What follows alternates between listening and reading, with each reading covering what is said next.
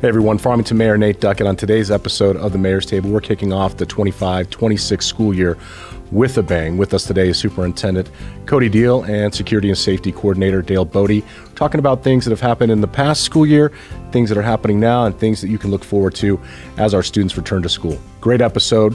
You don't want to miss this one. Stay tuned.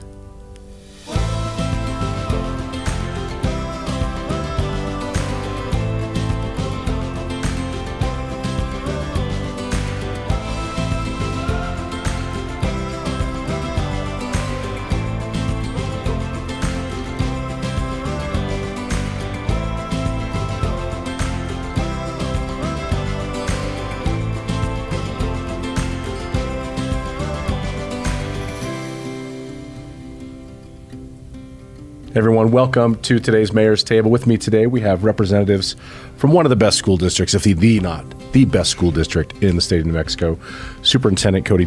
Thanks for being here. Thank you for having us. Absolutely. And Safety and Security Supervisor Dale Bode. Thanks for joining us today. Thank you, sir. Yeah, school starts this week, so I thought it'd be a really good time to kind of give everybody an update. Kids are going to be rolling into campus. I think some on Thursday, the rest on Friday. Tell me if I'm wrong. You can sort of stop me if I am. Little wrong. Okay. Thank you. You were right, but we changed the calendar. So, yeah, we welcome our teachers back today, Monday. Great. We used to have a transition day, but due to some funding and calendar issues, we don't this year for transition for kindergarten 6 and 9. So this year, all of our students are going to start on Thursday the 7th. Right on. See, that's why we're here. Yeah. To dispel myths and rumors. Well, We'll do a nice job with open houses and those transition grades. Our schools will do a nice job of welcoming those families in and getting them, off on the right foot. Well, that's great. Well, again, thank you guys for being here.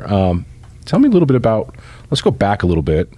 Talk about last year. I mean, any accomplishments, any highlights, any things that, are kind of prepping you over as you're going through the summer or you're planning for the next school year? So I think over the course of the last couple of years, some of the highlights are the systems that we're building around our strategic plan that the school board has approved, and we live by it. The 4 pillars of high reliability schools, and our schools have done a really nice job of looking at those 22 leading indicators and trying to improve our systems throughout. And I think I talked about this the last time I was here. Our 20 individual cities. And we're trying to create systems in which it's equitable at all of our schools. So we're getting a high quality education at an elementary on every side of town. So, but I think some of the highlights over the last couple of years, and as you know, change is hard, and the focus on literacy and math is we've seen some improvement over the last couple of years, slower than I would like. But in literacy, 3 percentage point gains 2 years ago, doubled that this year. So we're going in the right direction, especially with literacy. Math, still struggling a little bit, so I won't call that a highlight. But I will say that the focus, we're going to have a strong focus on math this year, like we started a couple years ago with the science of reading and literacy, and hopefully getting back to a little bit of that numeracy and those skills with our students. So I think the highlight being that our teachers work really hard, our administrators work really hard to create these systems, and I think ultimately we're going to see the impacts over the next couple years. I feel like I'm patient, but I'm impatient, and we want it to go faster. But we're going in the right direction. We got to start somewhere. Yeah. But I think we started a long time ago. But it is interesting the way, especially when you're implementing new programs, the way you just got to get that flywheel going, so it can start carrying itself and get everybody behind the movement, and hopefully see those different makers. Yeah, and so it's still school. And I think I referenced this the last time I was here as well, is that it doesn't look much different than when we were in school. And so we've really worked hard over the last 3 years to try to narrow the focus, determine what's critical, and really focus on those critical concepts or those topics. And our goal across our district is 85% of our students proficient on those topics. And we are, and I think our curriculum people have said this before, we are ridiculously in charge of, if our students don't get it the first time, being able to intervene. And we do have some year-long topics, and allowing students to struggle, fail, but reteach, reassess, and we've narrowed the focus. And we believe that if we can get 85% of our students proficient on those topics, that data will continue to move. What school years, when we're talking about proficiency, are we judging it by? Is it we need to know how they're all reading at 85% in second grade, third grade? Is it every year? So we're tracking proficiency on those topics K-12. We do it much better K-6 or K-5, excuse me. And then when we get into secondary, it's a little bit tougher. But yes, and then in terms of our state assessment, we assess our students in math and ELA and science grades 3 through 8. And then at the high school level, our students take the SAT as juniors. Right. How are we doing? As far as 85, the goal is 85%. How close are we? So it just depends. On some topics, we're really close. On some, we're not. But what I will say is that we're doing a much better job of determining proficiency. You know, what you and I believe, you and I are teaching third grade together, and what you think is proficient versus what I think. In years past, there was a gap. And so we've done a really good job of bringing our teachers together in professional learning communities, and we're getting closer to being able to track proficiency. And what we are seeing is that our proficiency, how we track it, is getting closer aligned to our state scores. So, for example, in the past, you may see that 75% of our students were proficient on our topics, but only 35% of our students were proficient on the state test. We're narrowing that gap of proficiency and what it looks like. So I guess we're aligning it much better. Some schools better than others, some topics better than others.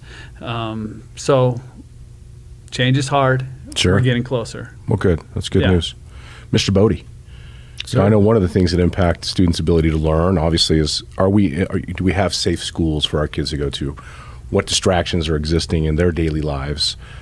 Obviously, there are a bunch outside of school that we don't have control of, but within the schools themselves, tell me how we did in this past school year in helping provide safe schools.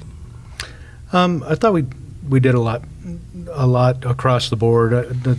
The schools as a whole, after COVID, we had to spend some time getting back up to standard on some things. Like there were no drills done, and teachers weren't sure how to use a radio after a couple of years. All those sorts of things they've been concentrating on over the last year, and those helped out. We continued to do things like add access controls to our buildings or cameras, and we continued our association with the Farmington Police Department with their real-time crime center and emergencies and those kind of things. But we also implemented a new visitor management system that helped us keep track of when people came into the buildings and check them through their IDs to see if they were appropriate to be within our buildings. That came out this last year, and some of the parents that came in would have seen those changes because it required a state ID to get checked and those kind of things. And so that helped out quite a bit. And then one of the new programs that we, I guess, got on board with, we're only the second district in the state to join what's called Handle with Care. Okay. And the Handle with Care program, through the Farmington Police Department and the San Juan County Sheriff's Department or Sheriff's Office and the San Juan County Dispatch Center, has really helped us out quite a bit. And our students, basically whenever one of our students is contacted in a traumatic incident by the police or by fire, that name is just sent to dispatch in the school they're going to. No information is given about the incident, but it's sent to us, and we send it to the administrators at that school, just saying, hey, watch this kid. If they need some extra supports that day, whether it be food or help with their homework or just a chance to take a nap because they were up all night because their parents were in a domestic violence situation, that we're able to provide those supports on the back end. And that doesn't just help the student, but it also it also helps the school itself be more involved with the kids in these traumatic incidents. That's a really great name for that program, Handle with Care. It's out of West Virginia. We heard about it a couple of years ago. It took us a little while to get it implemented. The only other district that's really utilizing it at this point in time is Albuquerque. Public Schools started it up and then had to stop it. They started it again last year. And then CCSD has partnered with us and the Sheriff's Office as well as the Dispatch Center to implement it up here. But it's been a great program for us in helping identify kids that just need a little extra support and give them the support so that we aren't necessarily seeing them act out on the back end or something worse. Most sure, and for those teachers in those schools to be able to recognize and say, okay, it's good information, because you mentioned it, it's not just about the students, it's about the classroom as well, and things that are going on in the school. The classroom can become a place that if we don't know what's going on, it's hard to sometimes handle that situation. So that's a really interesting program. It's been great for us, and so just as a whole, we tried to attack it this last year through infrastructure and through programs and things like that, and I think we ended up overall with a safer year across the board. Great. I know we had some other things come about last year for our security and safety, and I believe that there is, with our joint partnership with Farmington Police Department, we've got some new individuals who are armed security at schools that are actually underneath the I believe the employment of the school district. They are. So last year we employed 2. We had one at each high school, one at each large high school, one at PV and one at FHS. Excuse me. And this year we've extended out to 4 more of them. Okay. There's going to be one at each middle school as well. They're all retired or experienced former law enforcement officers that have had to go through some special training to deal with juveniles. They hold some limited law enforcement powers through the city of Farmington, which allows them to act as a force multiplier to the SRO program and allows them to handle the lower level criminal calls. But as our employees, it's much easier, since they're stationed at a specific school all the time, it's much easier for them to build the one-on-one relationships with a lot of these kids and to check in on some of the kids that just may need someone to talk to or may need some services from the state or something like that later on down the road. Well, I will tell you this. I've been mayor since 2018, and from the time when I first started visiting schools then to when I go visit schools now, it's almost a night and day difference between the coming into the school, the security level that's been ramped up. I feel a whole lot better about our situation because we've implemented all these, the doors are locked. You got to come in through the office. That door's going to be locked. They have to buzz you in. Yes. We got to see your face. We got to see your ID. Putting all those pieces together, I think is really important. I appreciate that. I think we've tried to attack it from a variety of different angles to try and make the schools as a whole safer for our staff and our students. We've been blessed with the superintendent and the school board really being interested in this subject and being behind us trying to get a lot of stuff done. Well, as a parent, I absolutely agree with the school board on that. Yeah. Yeah, for sure. And, just to piggyback off of that, and I appreciate the relationship and thank you, the chief, Office of Emergency Management for supporting our schools. But so excited about the armed campus safety monitors and the relationships that they build, and very grateful to the partnership and the SROs that Farmington PD has provided. But as we know, schools 5 days a week, and Farmington Police Department officers work 4 days a week. So there was always a day, right. where school might not be covered, and to nobody's fault, but this has allowed us to, I believe, really become better with the partnership. So, and we still appreciate the services and the SROs that are provided by the police department. Well, some of this is growing out of necessity. Sure. There was a day when it came to recruitment, we're going through 100, 200 applications for individuals who want to be police officers. And so that SRO program at one point was very robust.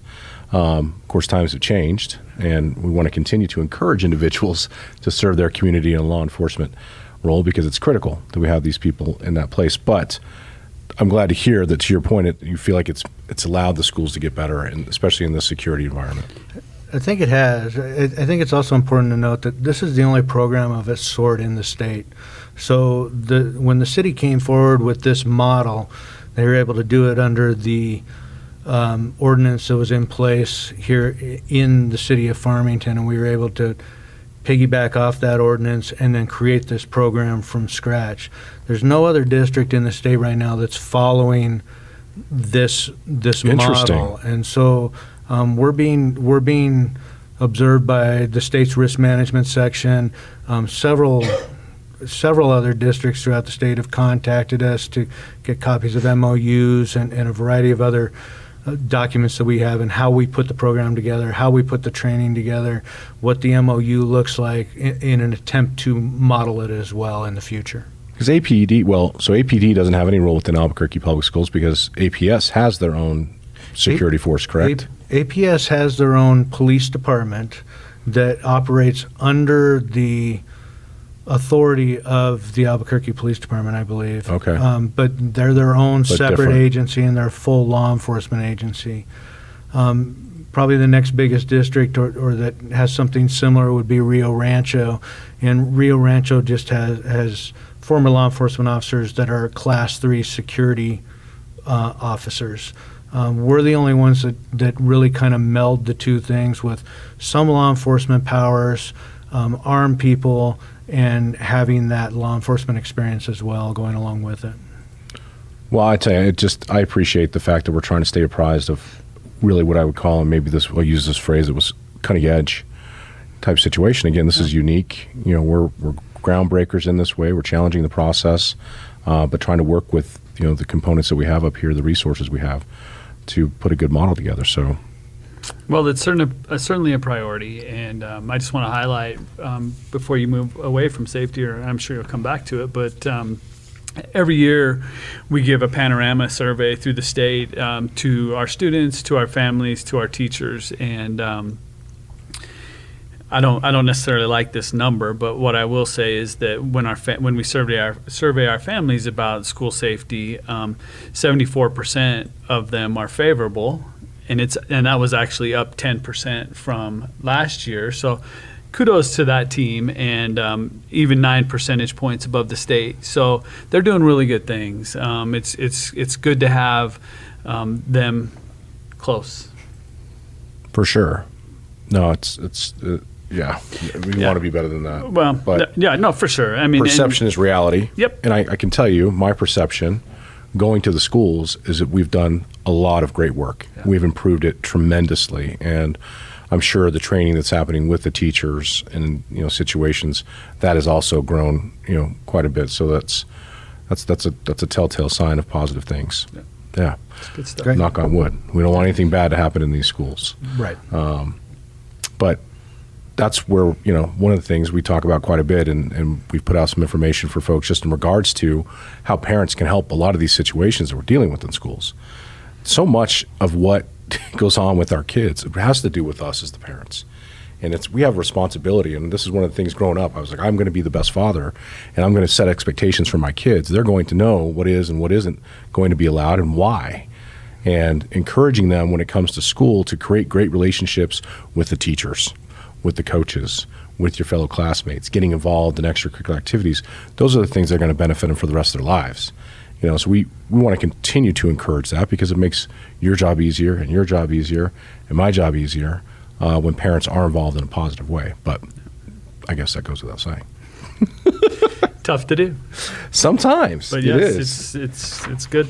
Well, I'm interested. So there's a program that we had rolled out. I think it was called Community Schools, and I think we have a couple schools that were a part of that. And where is that at? And maybe if you could just give our audience a little bit of detail of what the community school model is. So then I don't have the pillars in front of me, darn it. But so we actually have 5 community schools now. Okay. So we've increased it. So Apache Elementary and Animas Elementary were our 2 initial schools. And so really it's involving the community and resources, and it could be a variety of things, whether it's academic, supporting students with needs within the community, inviting partners into our schools, whether it be healthcare, not that we have those during the school day, but whether it be clothing drives, and just getting the community involved and that community in that part of town, right? It's just another way to involve and support students, support teachers, support families, to do what you just said, to keep them involved, in 2025, we have a lot of students being raised in households that don't have two parents, in households that don't have parents, whether it's an Sure. aunt, an uncle, a grandparent. So it's just bringing a community together to support students in their learning. So yes, we've added 3 schools: Bluffview Elementary, McCormick Elementary, and Tibbetts Middle School. Okay. So our first middle school is becoming a community school as well. The struggle with that is funding. Oh yeah. So they apply for initial funding, and the state supports those schools, but those dollars have been cut in half.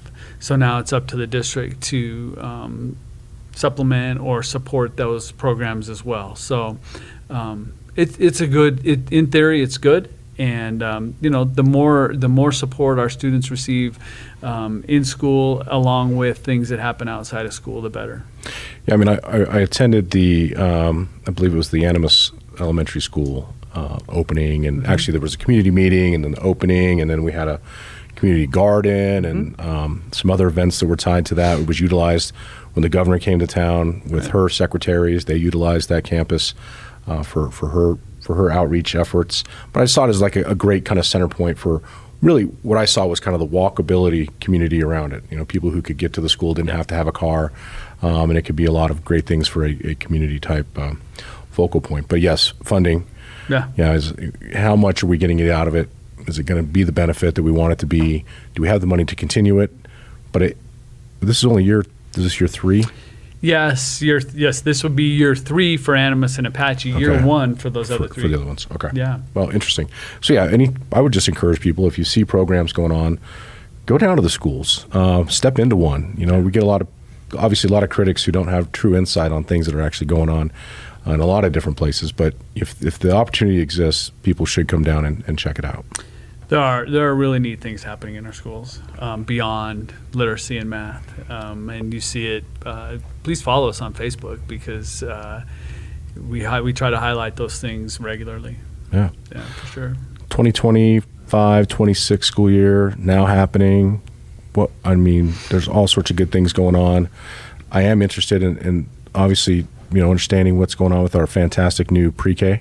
Yeah. Which is, I've been watching it. It's right across the street from my house. So I've been watching the construction go on, and probably feeling it a little bit. It's moving quickly, which is great. So I think, slated to be done in November of 26. So we still have a ways. Sure. But I think, bringing right now we have 2 different campuses, and so we stretch that support thin by having those 2 campuses. And I think bringing them all together into one is really going to be beneficial.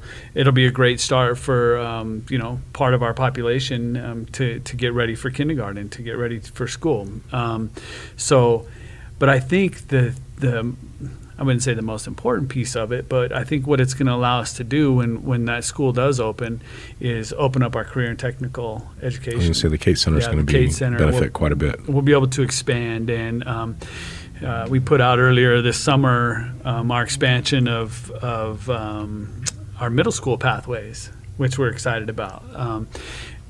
Milo McMinn, who does an amazing job, and Nicole Lamson, but really trying to pique the interest of our students early. And so we have 19 pathways at our high schools, but our electives have changed a little bit this year, are going to change a little bit this year with our middle schools, and in terms of allowing students to experience things differently at the middle school. So, for example, starting this school year, students will have access to 5 new elective pathways at our middle schools that are aligned to the pathways at the high schools.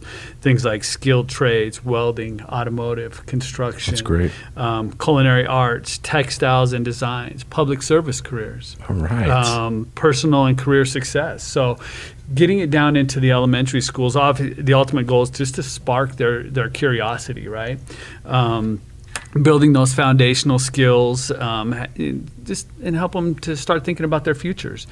I talked a little bit about the Panorama Survey, and all of our schools, we've asked them to have a culture goal or a goal around student sense of belonging.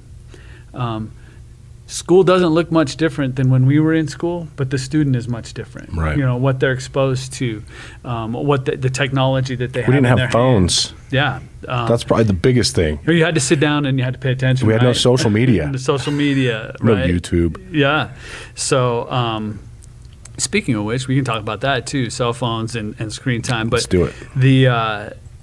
The cool thing that they're doing with our middle schools, and it's called Z-Space. It's 3D technology. So maybe I'll contradict myself on screen time, but getting hands-on virtual reality, providing hands-on things like around welding, changing oil. So in a much safer manner, probably, especially for the younger kids, right? So it's really exciting moving into this school year. You may have heard, starting an aviation class at Piedra Vista High School. I sure did. Pretty exciting. Very exciting. I took that information to the college and I said, check out what Farmington Municipal Schools is doing. How can we get that aviation program, the AMS program going on here at San Juan College? Because I think there's a really great tie-in here. We were an aviation community. We are now again and have always been. But there's going to be a continued demand. That's going to be a job field that's going to have high-paying jobs and opportunities for people. And this is a great place to do it. Yeah. And so thank you. And even beyond being the pilot. No, yeah, the mechanic of it. I mean, the aeronautics that are in there. The security side of it. Yes. I mean, so it's a big industry. And we look to expand that program into both of our high schools. And so, yes, going back to the pre-K, when that building is done, we're going to be asking our community for a lot of support around expanding that Kate Center to keep our kids here. Yeah.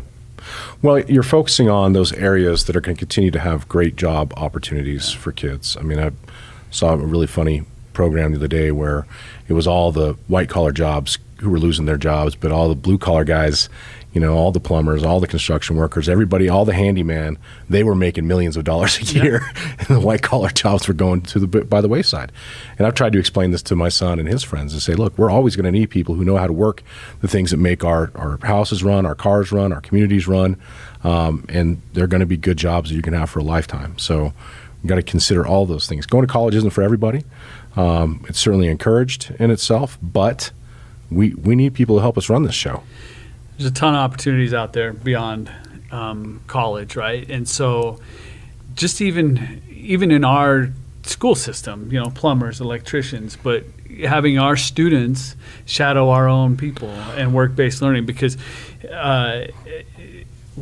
when people retire, they're hard to replace. Oh, they are. You think Plumbers, about how much experience is going out the door, and who's going to be there to pick it up. So I was going to ask that question in regards to that program. Are you able to utilize local businesses who are engaged in those types of fields to do mentorships or maybe mentorships, probably, right? Yeah, absolutely. And I have a few numbers, but and I want to thank our community for their support and their help, and of course Milo McMinn and Liz Galvan, but our work-based learning partners. We have 96 business partners that have been established with MOUs to provide internship opportunities for our students. Way to go! Yeah, so, way to go! And it just keeps growing, right? I'd love to place every single one of our students in a work-based learning program. Unfortunately, we probably don't have that capacity, but they've done an outstanding job of providing those opportunities for our students. Well, get them the hands-on experience, because the other component of that is when they get the hands-on experience when they're younger, they can help identify sooner what it is that we really want to do with our lives. What is it I want to be when I grow up? I want to be a firefighter. Well, go do a ride-along and see what that feels like. Is that really what you want to be able to do? Yeah. The things you experience on a daily, go be a police officer. But man, electricians and construction workers, anybody who can work mechanicals, I feel bad sometimes. I'm like, we got to get this fixed. I better call somebody. And it's something in the house. You're like, if you just spend a few minutes, watch a YouTube video, you could probably figure this out yourself. You're right. We have the capabilities and the know-how. We just don't do it. But this is great to introduce it that young. Yeah, and going back to the students are different, right? And doing just that, getting them engaged in something that they want to be engaged in. We see graduation rates of students that have completed a 2-course sequence in whether that be dual credit or a pathway that they want to be in. The graduation rate increases significantly. It's something like 97%. So it's a good thing. Yeah. Well, on that new pre-K, which, by the way, what's the name of it going to be? Farmington Preschool. Preschool. Academy. Farmington Preschool Academy. We have an east and a west. Now we're going to have one. Farmington Preschool What's Academy. the capacity in that going to be? Oh, geez. I'm putting you on the spot here, man. It wasn't on the notes. 280-ish. Okay. We have... is there a morning program and an afternoon program, or is it? So all pre-K is full day now, with the exception of, so we do have our 619 program, which is our students with disabilities, and our 3-year-olds are half day. Okay. But the 4-year-old students that are model students for those 3-year-olds are full day. So it is a full day program. Great. I think we're now up to 12 classrooms of approximately 18, and then the program over our 619 program is growing exponentially. So I think the number, I can't remember the exact number of classrooms, I apologize, but that's the current enrollment, and there's some room for growth. But we also share with our community partners. Yeah. Enrollment this year, what's our what are we looking at? So we've decreased in enrollment over the last couple years. I think we're down. So we were actually at the end of this past school year, we were below COVID numbers. Wow. In terms of our enrollment. So a little bit under 10,500 students. So we've lost 300 students over the last 2 years, which equates to significant dollars. Well, if you broke it out from K-5 to middle school to high school, where are we the lowest at? Because I feel like the high schools have grown for some reason. And so they have, but you were starting to see them fall back a little bit. Okay. So Farmington High 2 years ago was 1,900 students, and I think this year it was around 1,700. Can we move back to 4A, please? Trying, right? Can we work this out, please? Yeah. I'll put a plug in. Maybe it's too late for my son. Yeah, right. Well, when you're the smallest in the largest class, it's tough to compete. Thanks, Rio Rancho. Yeah. I'm really proud of our athletic programs and our coaches, and because they show up every day. And you know what? One thing that I'm really impressed about Farmington, our schools, is they show up and they play hard. Oh yeah. They show up and they play hard. They do. And they do it the right way too, most of the time. No, they do. Our numbers of, not that they were great, but whether it be unsportsmanlike penalties, ejections, went down significantly. So thanks to Isaac Gamboa and those guys for creating that leadership, and they do play hard. That culture is important. Yeah, for sure. Awesome. I'm going to jump into something that's not on this list. Yeah. AI in schools. Yeah. AI in schools. I mean, this is a big question. My son and my daughter's obviously she's at grad school right now, going to get her English master's and going to teach English, and she is so anti-AI. And then my son is like, this is seriously a cheat. Kids shouldn't be using it. And then there's me who's like, thank you for AI. I use it all the time. It's such a helpful tool. But there's that balance. I remember bringing it up. I was in Esperanza talking to the 5th graders, and we were talking about just how learning is different and how we're getting smarter. And I was like, and then there's AI, which will, and then the teacher's like, well, children, students, this is not going to be for you. Well, yeah, I was invited to a group this past summer, and I was unfortunately I was unable to attend. But the LESC, the Legislative Education Study Committee, they're doing a lot of work on the benefits and also the problems with AI. And if used correctly, it could be a great tool. So, for example, in Farmington Municipal Schools, and we piloted it for this for the last 6 months of this school year, but we're going to go pretty hard with it, and it's called EDIA, and it's a interactive math program, and so I can assign my class, I'll just say a problem or on a topic, and as opposed to me as the teacher trying to get to all 25 students to give them feedback, there's some artificial intelligence that's continually giving them feedback if they do it right or if they do it wrong, or they can ask questions. They can ask questions in different languages, for our ELL students. So if used correctly and embraced, it could be a great tool. But you're right, it could also be a cheat. Right. So that's really interesting, though, because the challenge, certainly from a business owner's perspective or from a municipality or local government, is how can we incorporate this in ways that make us more efficient? How can we get better with AI? And so I love that approach there, that it gives that, in those classrooms where you've got 30 kids. Immediate feedback. Immediate feedback. So they're able to continue to work, and the teacher has the ability then to work with maybe those students that need the most assistance. And very interesting. So not only that, but it's a time saver for the system. Last year at 2 of our high schools, we used the same company for our attendance communication and feedback. So if a student is marked absent, parent gets a text message, hey, where's Cody this morning? And you're talking to a robot. Yeah. Via text message, right. But it's, hey, Cody was at the dentist this morning. Oh, thank you. Can you please upload the doctor's note? And sure. More importantly, if there's things happening with students and we can provide different types of support. So instead of our staff concentrating on where students are, it's now we know where they are, and let's concentrate on these 10 kids that have a red flag next to them. They may need some mental health support. They may need support with our health staff. So it's allowed us to give them better support and try to support them in coming to school, or why aren't they coming to school. So it's just shifted the workload probably to be more effective, right? Yeah. So it can be used for positive things as well. Sure. Dale, on the side of school safety, are you incorporating AI in ways from your side? Somewhat. We've used it a couple times with site assessments. So we implemented a site assessment tool this last year that we can go around and look at the different sites and basically put in things that are working or not working. We have messed around a little bit with AI in that regard to see if it could give us feedback on how to improve a different kind of site. Yeah. What's necessary at an elementary school may not be the same thing that's necessary at a high school, and what we've seen with the AI is that it will gather information from a variety of different places and tell us things like a threat assessment. We haven't gone real in-depth with it yet. We've just done it a couple times just to see what it would look like. Sure. No, it's great.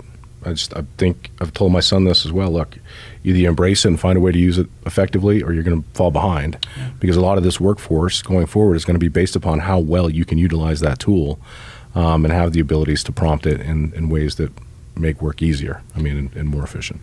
Well, and you're right. And it draws from so many different places that you also have to, and I think that's what we teach students is, okay, so it's a starting point, and then now you have to get the other 20%. Yeah.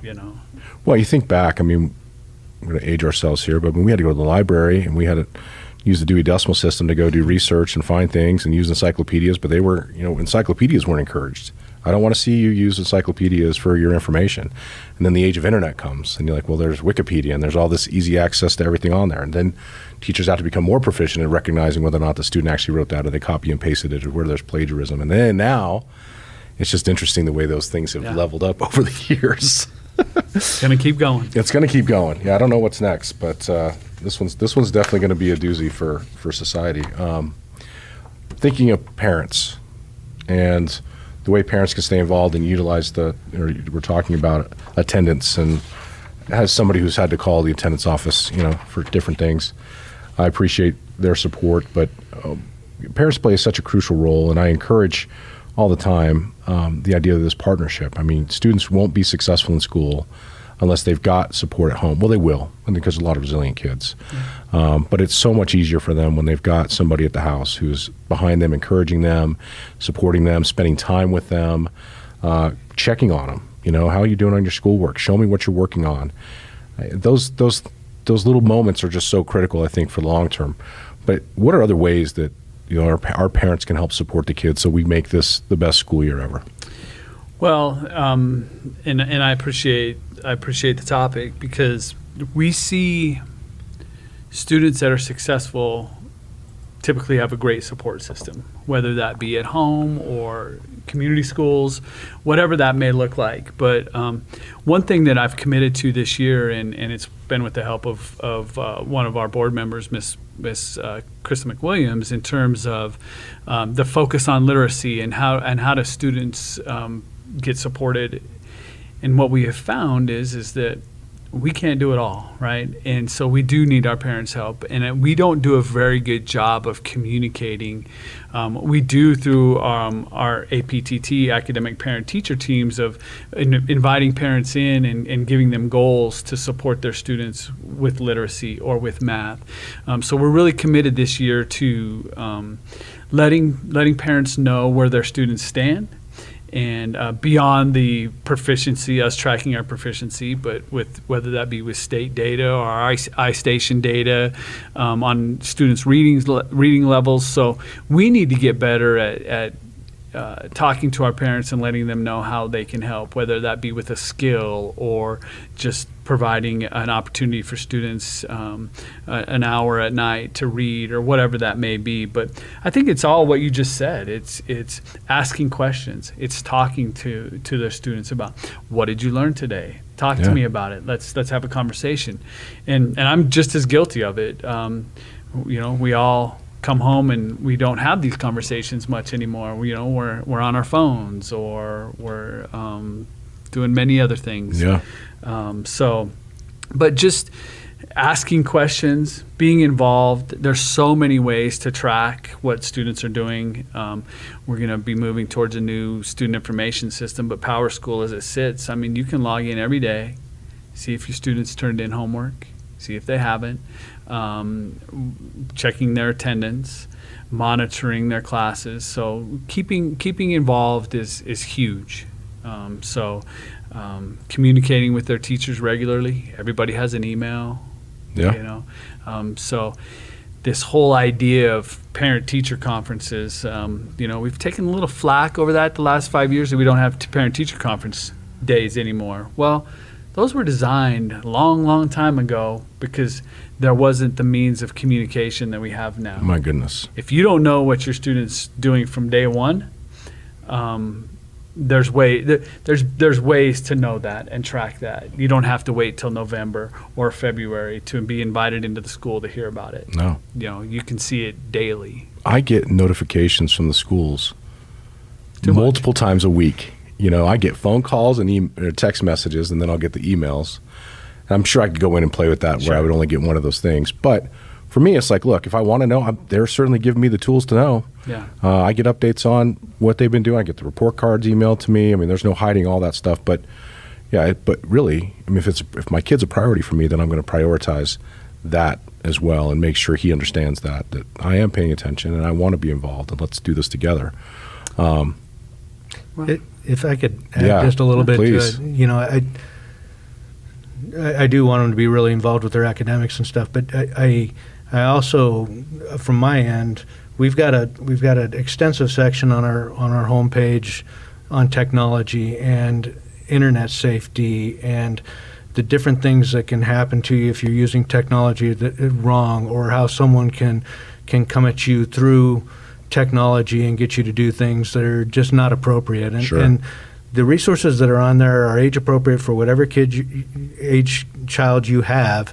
And I would ask that parents also support their kids by sitting down and having these discussions with them about technology and interacting with people that you just can't see. You know, and I would also ask parents, we talked a little bit about social media before. If your child, you know, develop that relationship with your child where they're telling you what's happening at school. But if they bring on something like a school thread or something like that, or information about that, the first thing as a parent you should be doing is getting as much information from your child as possible, but then contacting the school or the police not contacting your 20 favorite friends. Yes. Because that then, it's almost impossible for the district to try and deal with what's going on when we're chasing it from behind. And so I would ask that they also listen to what their kids are telling them and then model the proper behavior on how you move that information forward through the right channels. Yeah, if you really want to solve the problem, if you really want to find out, social media is not the place to go for that. It's not. You know, you contact the school. It's the same thing with city. If there's a serious situation happening, posting on social media is just going to slow down the process. I mean, we got a city councilor, you've got a school board member, you've got access to people who are even outside if you don't feel comfortable dealing with the school district or the city.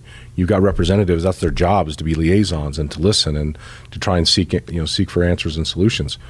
But yeah, there's a real danger there, and you've seen those horror stories of students, children who have gotten involved on there and they've allowed themselves to be taken advantage of by people they thought were their age and they weren't. And so that's a very valid point. But that information is on Farmington Municipal's website. It's on our main webpage. If you go to our main webpage at farmingtonschools.us, up there in the top right-hand corner, there's a technology section. You pop that down, and it's just a list of resources and videos, different tools that parents can download to help them keep track of what their child is doing on social media, different videos on the different dangers that are out there, and it's worth a look, and it's worth bringing for parents to be bringing to their kids, and also educating themselves of what's out there. Yeah. Yeah, it's a good button. It's a button right on the main page. I think it's called Online Safety. But not only along those lines, but even our student wellness page, and we offer videos regularly, interactive videos for our parents as well. So I don't know. I mean, my kids they're adults now, but what they're exposed to that I don't know about is a lot. So I appreciate you bringing that up, Mr. Bode. Is that we encourage you to dig into that. Well, I encourage people, and again, I'm no higher authority here than anybody else. Certainly spent too much time staring at my phone, but limiting screen time when they're young. And I've told my kids, look, when you guys have kids, you shouldn't give them a phone until they're 16 years old. But by then, who knows what's going to be out there that they're going to have that's going to give them the access to the things that they have now. But the point being is life is happening right now, right here, all around you, and there's so much to learn and so much to be involved with. Take advantage of that. Living through somebody else's, reel and their adventures, that doesn't create adventures for you. It'd be a pretty sad story, actually, if we wrote a book about what it's like to be a youth today. There's so much less adventure in what it used to be, and so how do we get back to some of that? But that also, then my really end point here on that is it puts their focus on getting my schoolwork done, engaging with my friends, doing things, with my classmates outside of school that are going to help build relationships and networks that I'm going to need for the rest of my life. I mean, I think that's so critical for our parents and for our students to understand. The network of people that are right now engaged and are paid to make sure that your student is successful, that cannot be replicated any other time between K and 12. Yeah. So are we taking advantage of it to the best of our ability? And I think what the school districts do, it's almost overkill, the amount of resources that are made available for parents to be successful in what they do as a parent, but also for that student to be successful in school. We have to take advantage of it. I mean, you can lead a horse to water, you can't make him drink, but man, that's a big pool of water that they're being led to. It's impressive. Yeah. Well, in talking about it, let's talk about Senate Bill 11 and the state passing that in terms of student use of personal electronic devices during the school day, right? So Farmington schools, well, all schools in the state now have a policy about limiting screen time, and so the use of personal electronic devices, phones.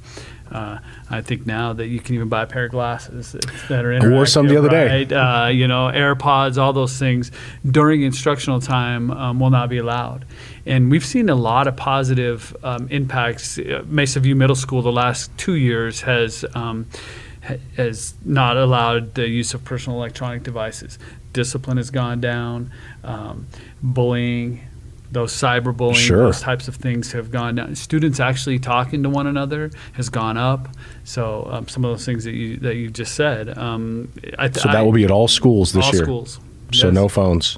So during what is that? Instructional time. So what does that So basically the students just have to keep it put away? Yes. Okay. But they still have it on their person? And they do. Okay. I didn't know if it was like... In some cases, like at our middle schools, they have lockers. Okay. So at Mesa View Middle School, they were kept in lockers. Each school might have a little twist on it, but yes, during instructional time, not permitted to be out. Backpacks on your person, right? And I think some of the biggest concern is in case of emergency. Sure. What happens. We've heard that. In case of emergency, but as we talked about earlier too, is that that clogs things up a little bit as well, right? I don't know if you want to speak to it at all, but so I think that's a big concern for parents. I mean, they've articulated that they want to be able to get a hold of their kid in an emergency. Right. And or any time of the day, I understand at any moment. that. Well, yes. I mean, the ability during the Aztec shooting for kids to talk to their parents was comforting to the parents and to the students. So I understand the contention and what the parents are worried about. It's just finding that balance. And it's one of those situations, the Aztec shooting, those situations are very few and far between. There's the rest of the school year and the rest of the time, and I get it. It's that one moment where you'd be most pressed. But I think it's a healthy way of dealing with what I am seeing as a really bad situation where kids become so antisocial and so within themselves because they're constantly, viewing their phones, and it's just not healthy. Yeah. I don't think it is, and I think that balance is easy to find or easier than people think. I agree. I understand as a parent as well why you think about the worst case scenario, but your kid's there for 180 days. Let's work on learning them. Yeah. Well, it's their student, and I get it. When I think about my two boys, I think differently than when I think about yours. So I understand, but these guys have done and taken great measures to keep our school safe and drill and what happens in case of emergency. So how we reunify students and parents in case of emergency. So I know it's easier for me to say, but please have confidence in what we do during those times. And nothing is more important to the teachers that are with your kids every day is to keep them safe. We want them to come to us, and we want them to get home safe. Absolutely. Well, gentlemen, it's been a good show. Anything else we need to make sure we add? Is any encouraging words for the upcoming school year? I just want to end obviously with the partnerships that we have in Farmington are strong. It's a great community. Keep supporting our schools, and whether it's the first responders, the partnerships that they have with Mr. Bode and his team, we couldn't do it without that support and of our community. And so it's a great place to be. It's a great place to learn. It's a great place to go to school. It's a great place to live. So thank you for having us and allowing us to highlight some of the great things that we're doing. And I can tell you this, we show up every single day trying to get better, and we'll continue to do it. But when there's 11,000 students and 1,700 employees in 20 little cities, we're not perfect, but we strive to be. So thank you. Well, thank you. Thank you, sir. Absolutely. Well, thank you all for tuning in today. We hope you got something educational out of this. And just let me encourage you, whether you're a grandparent or you're a parent of a student within Farmington Municipal Schools, stay attuned with what's happening there. Get involved. I mean, even if getting involved means I'm going to go to a football game, I'm going to go watch a middle school game, I'm going to watch a high school game, I'm going to go watch the basketball team, I'm going to go out and be involved and actually show these students that I support them. I think that's one of the things I took away when I was in high school here was the community support for, and I'll use athletics particularly, but people came out in droves and it made you feel like you were a part of something bigger than yourself. You have that power with these students, and so show it. Let's come around them, let's love them, and let's encourage them through their their academic and athletic and extracurricular activities here in our community, because it grows the quality of life for all of us.